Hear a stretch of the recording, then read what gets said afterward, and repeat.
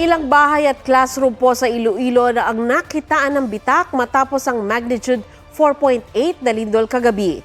Nag-inspeksyon ang mga lokal na pamahalaan sa iba't ibang gusali. May report si Kim Salinas ng GMA Regional TV. Nang yumanig kagabi ang magnitude 4.8 na lindol sa Panay Island,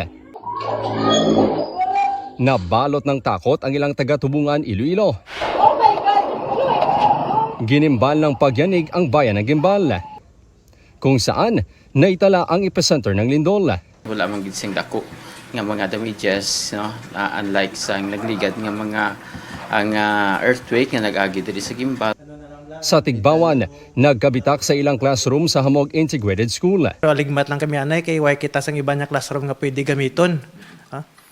Amo na gani nga ang kabataan namon dira lang sa piyak nga side na yon kay ang diri daw delikado basi mag-collapse bala. Bakas din sa ilang bahay ang lamat ng lindol. So good man kay wala man gid it kita reported nga may nasamaran, pero may mga ara kita reported nga may mga crack no sa mga panimalay, sa eskwelahan, no, even sa barangay hall kag sa daycare center, which is nasubong nga ongoing gyapon ang aton nga assessment. Sa Iloilo City, nagsilabasan kagabi ang ilang namimili sa Iloilo Terminal Market. Base sa Rapid Structural Assessment ng LGU, walang pinsala sa ilang ininspeksyong establishmento.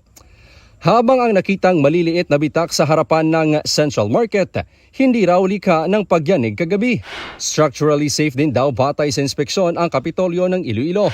Sa Bacolod City, na naramdaman din ang pagyanig, walang nakitang pinsala dulot ng lindol sa mga ininspeksyong paaralan. Kim Salinas ng GMA Regional TV, nagbabalita para sa GMA Integrated News.